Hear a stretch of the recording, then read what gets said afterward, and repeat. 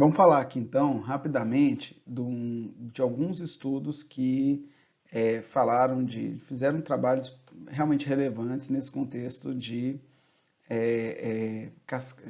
cascatas, de espalhamento e tal, né? Esse, esse trabalho aqui saiu na Science, é um trabalho sensacional. Primeira coisa é o seguinte, eles pagaram uma banda, né, ou fizeram um acordo com a banda, enfim, para eles criarem músicas novas. E eles colocaram essas músicas novas, né, para pessoas ouvirem e dizer o quanto elas gostavam da música e tal. E eles fizeram isso num ambiente controlado, para as pessoas preencherem ali na web e tal, né? O que é legal é que eles mostravam, eles fizeram experimentos controlados. Então eles fizeram o seguinte, eles mostraram para alguns grupos a popularidade de algumas músicas, né? Real. E aí eles viam algumas cascatas se disparando, quer dizer, as pessoas escutou, começou a gostar dessa, aí você vai escutar, tem lá, ó, 10 pessoas já deram like nesse negócio, já gostaram. Aí você vai, escuta ela e gosta também, entendeu? Você acaba gostando. Era essa a ideia do experimento, né? E eles conseguiram reproduzir isso de uma maneira muito interessante, porque é, ainda não tinha uma chance ali do experimento ser furado, porque as músicas eram novas, né? Então vale muito a pena ler esse trabalho. Ele fala de Unpredictability in Artificial Cultural Market. Ele está querendo dizer com isso é que não é previsível para onde a coisa vai disparar, sabe? É como se a gente rodasse a história novamente, é, sabe? Algumas bandas que são super populares talvez não seriam, não teriam tanta chance. É, existe um processo que dispara, né, que faz uma pessoa conhecer, ser exposta a uma informação e gostar né, e defender que aquilo é um conteúdo de qualidade, que parte dessa ideia de cascata, parte dessa ideia de imprevisibilidade. Então, assim, olha que interessante, eles rodaram o experimento múltiplas vezes e várias vezes alguma música tomava isso com números estatisticamente significantes. Algumas músicas simplesmente eram mais populares que a outra e não fazia tanta essa noção de qual que, sabe, se essa aqui sempre dispara, qual que é a melhor no final das contas.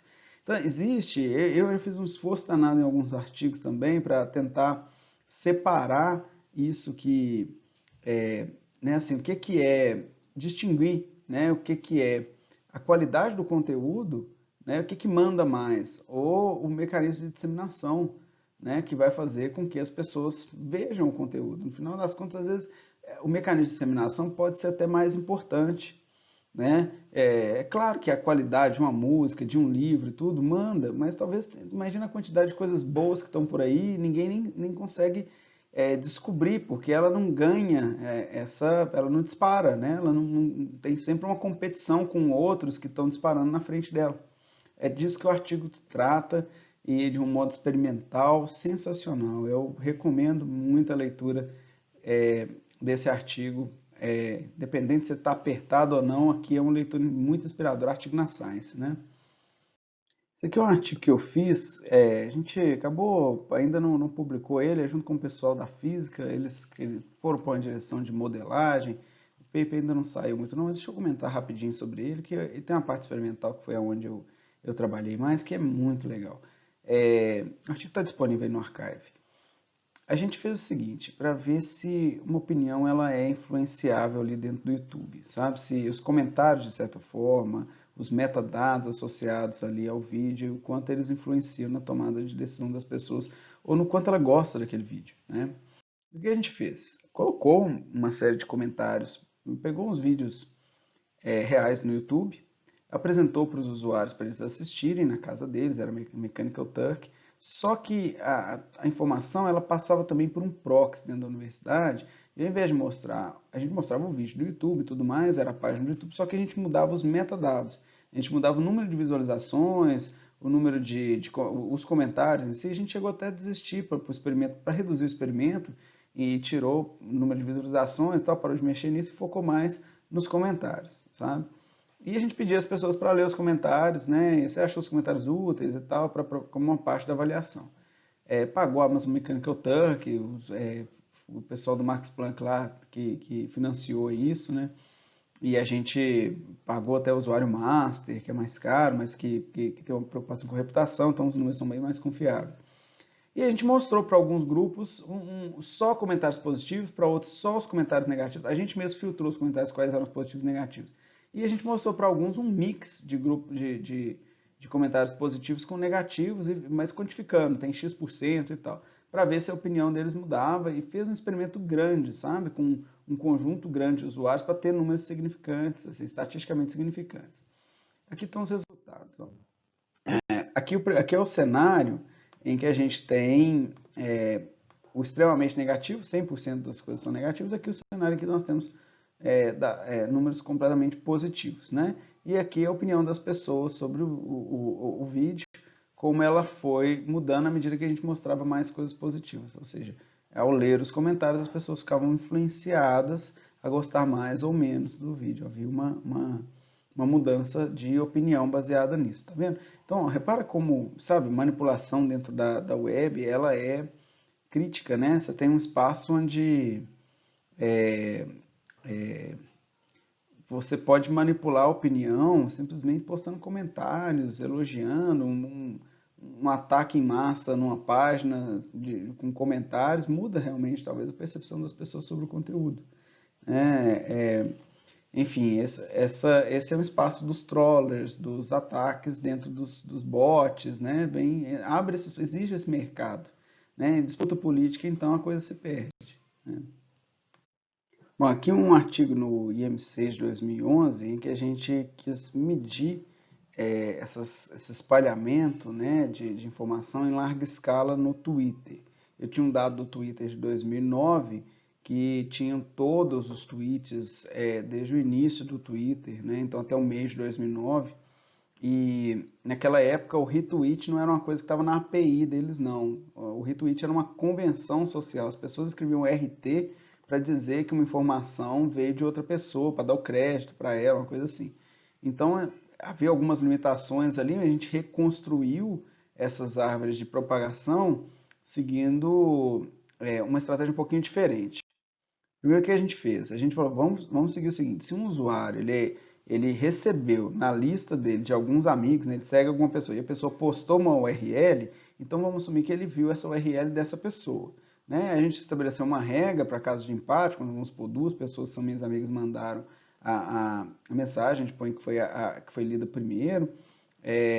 E aí a gente teve que pegar, os trabalhos aqui foram mais de assim, o URL é uma peça limpa de informação, né? A gente precisava ficar fazendo um matching de palavras, de string, para poder determinar o que era uma informação propaganda. Então, o URL é claro que é uma informação organizada já, né? Fácil fazer um matching dela, e se ela vem de uma pessoa que eu sigo, eu assumo que eu vi aquela informação foi dela e passei para frente, né?